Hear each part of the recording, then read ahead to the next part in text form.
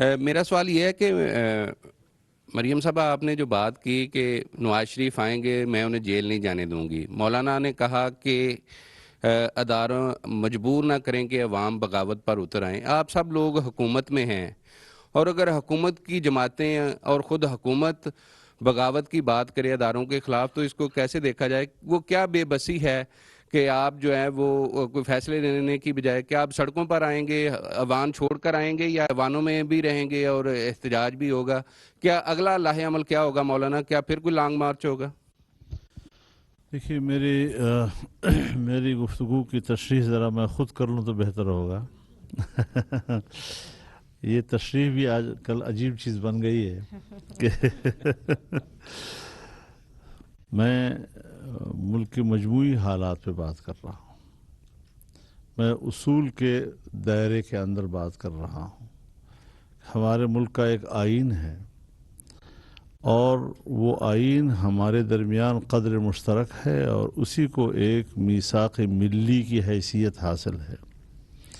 ہم اسی حوالے سے ریاست پاکستان کہ نہ آئین کا احترام، نہ پارلیمان کا احترام، نہ ان کے فیصلوں کا احترام، اور جو 2018 میں ہوا اسی طریقے سے ہمارے اداروں کا کردار ہوگا، تو برداشت کی قوت عوام کی ایک دن ختم ہو سکتی ہے۔ ہمیں وہاں تک نہیں جانا چاہیے۔ یہ حکومت اور اپوزیشن کی بات نہیں کر رہا، میں بات کر رہا ہوں مجموعی طور پر اپنے ملک کے جو قوت برداشت ہے، عام آدمی کی جو قوت برداشت ہے، اس کا روز روز امتحان نہ لیا جائے۔ حکومت اگر آج ہم ان سے نہ لیتے تو وہ جس طرح اپنی بات کہہ چکا ہے کہ پاکستان کو 3 حصوں میں تقسیم کیا جا سکتا تھا، یہ 3 حصوں کی تقسیم اس پر وہی آ گئی۔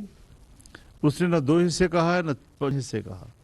پہلے حکومت میں آیا تو کشمیر کو 3 حصوں میں تقسیم کرنے کی بات کی، اور یہ وہ چیزیں ہوتی ہیں جو ایک ایجنڈے کا اظہار کرتی ہیں، جس طرح آج کشمیر کے ساتھ ہو رہا ہے یا پچھلی حکومت نے کر دیا ان کے ساتھ، تو یہی چیزیں ہوتی ہیں جو پھر ایجنڈا جو ہے عملی طور پر کسی وقت سامنے آ ہی جاتا ہے۔ جی، ایسے حالات سے ہم نکلنا چاہتے ہیں، اور پبلک کے اطمینان کے لیے ضروری ہے کہ اکانومی ٹھیک ہو، عام آدمی کی زندگی، اس کی ضرورتیں وہ اپنی جگہ پر بحال ہوں، اور ملک میں ایک اطمینان کی کیفیت پیدا کی جائے۔ دیکھیں، اگر آپ گورنمنٹ کو کام ہی نہیں کرنے دے رہے اور روز روز آپ اس کو کسی نہ کسی کٹہرے میں کھڑا کر دیتے ہیں، تو پھر تو میرے خیال میں ملک کا نظام ایک دن تباہ و برباد ہوگا۔